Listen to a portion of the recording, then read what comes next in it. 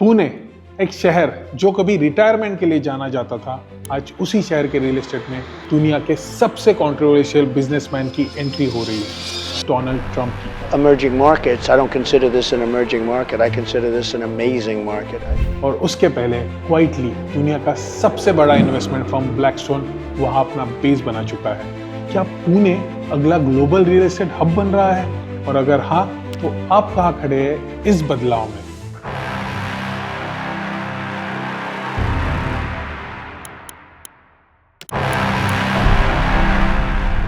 पुणे की growth story overnight नहीं बनी है। 2000 के दौरान आईटी और एजुकेशन ने ये शहर को एक नई पहचान दी। Persistent system, tech Mahindra, Zensar technologies, KPIT सब यहाँ आए और उसी के साथ आए global giants like Google and Tesla. और उनके साथ आए लाखों यंग प्रोफेशनल और उनके लिए आई townships like Magarpatta, Amanora and Life Republic. और फिर आए infrastructure projects like ring road, expressway, metro lines और एक नया इंटरनेशनल एयरपोर्ट। और आज पुणे के पास है 20 लाख से ज़्यादा salaried workforce, 8% GTP growth, 12 to 14% property price appreciation in micro markets like Kharadi, Baner, Hinjewadi. और सबसे बड़ी बात, कंपेयर टू मुंबई, अफोर्डेबिलिटी यहाँ अभी भी पॉसिबल है। वही लग्जरी फ्लैट जहाँ मुंबई में 7 करोड़ का होता है, वही आपको पुणे में 2.5 करोड़ में मिलता है। यही रीजन है कि ट्रम्प जैसे डेवलपर्स पुणे को देख रहे हैं। ट्रम्प ऑर्गेनाइजेशन इंडिया में पहले ही एंटर कर चुका है 2012 में ट्रम्प टावर्स पुणे के साथ, देन मुंबई, गुड़गांव एंड कोलकाता। लेकिन ट्रम्प का मॉडल अलग है। वो पैसा इन्वेस्ट नहीं करता, सिर्फ अपना नाम देता है द ट्रम्प ब्रांडिंग। डेवलपर्स उनके नाम से प्रॉपर्टी बेचते हैं एट 20 to 25% प्रीमियम, और वो प्रीमियम बायर्स हैप्पीली देते हैं। उनके लिए ये सिर्फ एक प्रॉपर्टी नहीं है, ये होता है स्टेटस। अब इमेजिन कीजिए, पुणे के हाई ग्रोथ जोन्स में अगर ट्रम्प टावर्स वापस आते हैं तो इन्वेस्टर्स कॉन्फिडेंस किस लेवल तक जा सकता है। ट्रम्प एक फ्लैश है, लेकिन ब्लैकस्टोन फाउंडेशन है। 2024 में ब्लैकस्टोन ने कोलते पाटिल डेवलपर्स में 1800 करोड़ इन्वेस्ट करने का प्लान अनाउंस किया। उनका गोल है अप टू 66% स्टेक लेना। ये वही ब्लैकस्टोन है जो इंडिया में 50,000 करोड़ रुपीस से ज़्यादा इन्वेस्ट कर चुका है, लेकिन पहले वो ज़्यादा कमर्शियल रियल एस्टेट में एक्टिव था। अब वो रेसिडेंशियल मार्केट में भी अग्रेसिवली एंटर कर रहा है, और उन्होंने पार्टनर चुना है Pune's most trusted brand Kolte Patil developers limited. ये डील सिर्फ एक इन्वेस्टमेंट नहीं है, ये एक सिग्नल है कि Pune is the next big bat.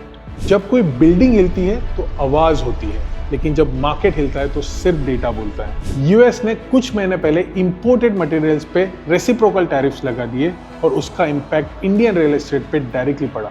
Construction cost बढ़ा, imported elevators, Italian tiles, lighting system सब महंगे हो गए, और जो प्रोजेक्ट्स हेवीली इंपोर्ट डिपेंडेंट थे उनका टाइमलाइन डिले हो गया। लेकिन हर क्राइसिस के बीच एक स्कोप होता है। पहला, मेक इन इंडिया को बूस्ट मिला।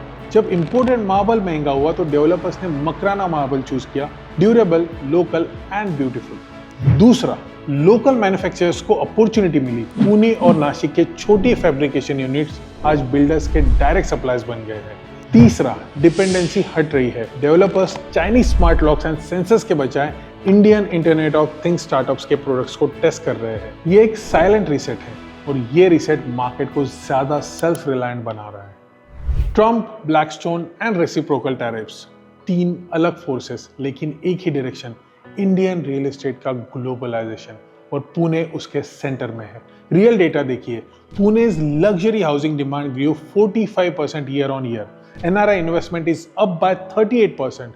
Average price hike in top areas 12 to 15%. According to the CRE Metrics Pune Housing Report, February 2025, Pune has witnessed an extraordinary 56% growth in housing sales volume over the past 5 years, with the total sales value doubling from 30,000 crore in 2029 to 65,000 crore in 2024. You can check the link in the description. अब ये सिर्फ development नहीं है, ये transformation है।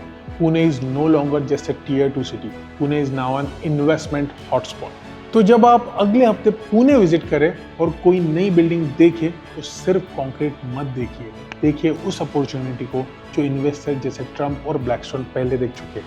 ये कहानी सिर्फ बिल्डर्स की नहीं है, ये कहानी उन लोगों की है जो वक्त से पहले सोचना सीख जाते हैं। तो अगर ये कहानी आपको वैल्यू ड्रिवन लगी तो डेफिनेटली मेरे चैनल को आप लाइक कीजिए, शेयर कीजिए, सब्सक्राइब कीजिए और साथ ही में बेल आइकॉन दबाइए फॉर द लेटेस्ट वीडियो। तो चलिए मिलते हैं अगले कहानी के साथ। This is Nikhil Maurya signing of.